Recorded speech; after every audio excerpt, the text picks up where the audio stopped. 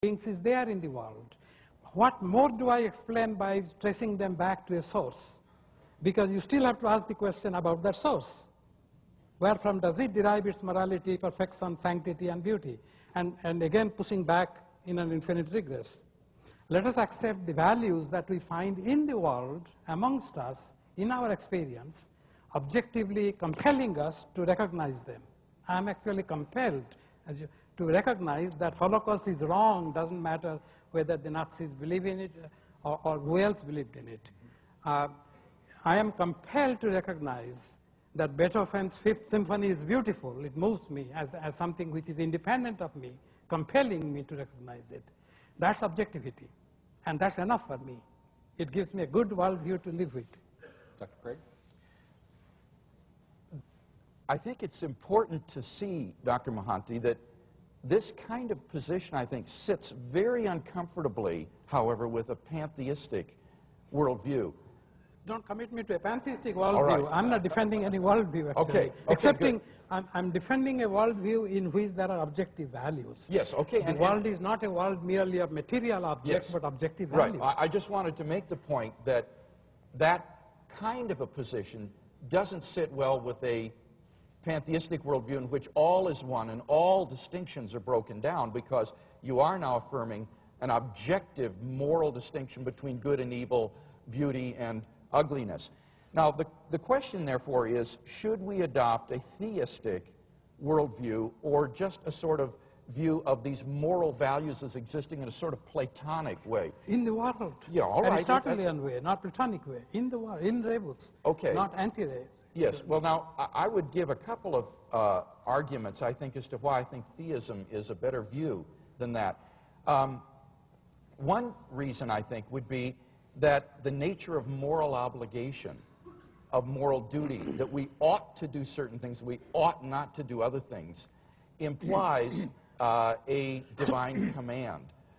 Because otherwise, you may have that certain things are good and evil, but you don't have this oughtness. Oughtness or duty implies a person to whom the duty is owed. Well, and so I think that... Well, that's an argument long since refuted by Kant and Fichte. Oh, Fichte actually argued that saying that ought requires a command by a lawgiver who the sanction is for him was atheist, was real atheism. That means it takes away the real autonomy of the moral ought. I think it's very difficult to see. So I don't want to go back to revive an old argument, which I think to me has been very satisfactorily dealt with. Okay, I guess we disagree by the greatest philosopher of ought, that is Pardon Kant. Me? The greatest philosopher of the notion of ought is Kant. Kant was a churchman. Yeah, I know he believed in God, but did not use it. No, he did not use it, but he said it was as certain, the moral law within, and the moral lawgiver was as certain with him as the starry hosts above. I know that. Now, since Kant said that believing in the moral law is the true religion, not the source of the law, the Frederick II actually asked him, he respected him, but said, don't publish on religion. Let me give a second argument for why I think theism is better than moral, this kind of moral realism that you I call talk it about. moral realism. And that would be that it would be a coincidence of extraordinary and improbability and unbelievability to think that if there are these objective moral principles that kind of exist, as you say, that it would be just the kind of beings to whom those principles apply that would have happened to evolve by chance in this universe. It would have been as though the moral realm knew that we were coming, so to speak. And that, to me, calls for a designer, an author of both the moral and the physical realm who designs the world to work in tandem. It's not that easy.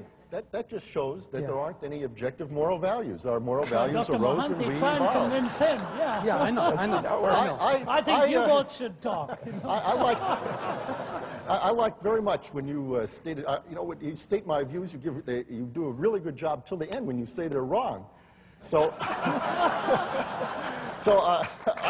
I'd like to just, since this idea of evolutionary ethics has been brought up, I'd just like to take 2 minutes here and say what they are. All animal societies have behaviors that all those animals engage in. And now it happens that animals, much more the tools of instinct than we are, always do the thing the right way. I mean, lions never eat grass, and deer never go kill a lion. It just doesn't happen. They are compelled to behave in what is for their society a moral way. Now, as animals, as these distant ancestors evolved, sometime about 1 million years ago, more or less, humans appeared. And we, in our society at that time, which were small hunter-gatherer groups of 100 people or 50 people, small numbers like that, we evolved proper behavior that everyone in that particular group thought was the right thing to do. They were, nearly everyone in a little group like that would have been related. They would have thought by blood. We now know it's by genes.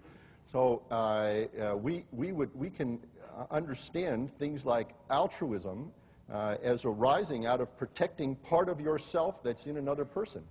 Now, so we've spent 1 million years living as hunter-gatherers, and we've spent 10,000 years living as advanced civilizations. And we still, the core of our moral thought must come from that 1 million years of living as hunter-gatherer people. But, of course, civilization is really different. And sometimes those moral values that we get from these ancient people are good. Sometimes they cause us trouble. And that's why we are trying to improve upon them to give all of us more freedom. We want to Well, move into time's running out, so I'll just make one statement. I read your article on ants in Skeptic magazine, and I felt very badly the ants couldn't appreciate it on the moral strength that they teach. I claim that God created the world for ants and not us. Yeah, we'll get back to the open question. I think your argument is circular. I just want you to think of that. I guess we are ready for the question and answer period, so make your way to the front. Are we ready over here? Okay, the question over here. The question is, if everything originates from God, then what is the source of evil? I think it'd probably be simpler there. When you say that everything originates from God, we are talking about God as creator. And when God created and fashioned human beings in his own image, the greatest gift that God gave to us was in the freedom for self-determination, and in the entrustment, and in the creation event.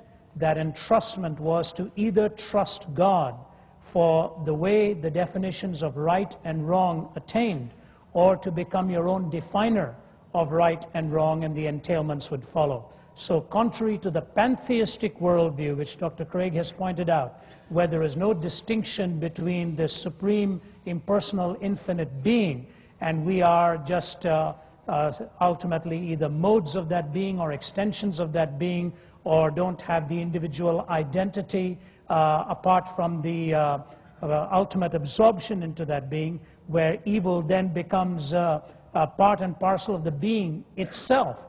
But in the Christian framework, that is not true. The creation is distinct from the creator, and by the exercise of the will to reject God's claim on good and evil, on right and wrong. If you remember, the line was, did God really say? And in the day that you take of this fruit, as it was said, you shall become as God. So the answer is that the redefining of good and evil by man was the instrumental source of evil. We have another question over here, and let me just mention that as you go to the microphone and ask your question, we are looking for a question, not a sermon. Question over here. This is for any or all of the panelists. Professor Douglas Guyvett of Talbot School of Theology made the following argument. Evil is a deviation from the way things ought to be, but there can't be a deviation from the way things ought to be unless there is a way things ought to be. There can't be a way things ought to be unless there is a design plan that says, here's how things ought to be. And there can't be a design plan that says, here's how things ought to be, unless there is a designer which put forth that design plan. So can I get a comment from the panelists on that question, that place? I think that argument's entirely right, and there is no design plan, and therefore each one of those chains goes back to the beginning. Evil doesn't come from a failure of the design. It is a human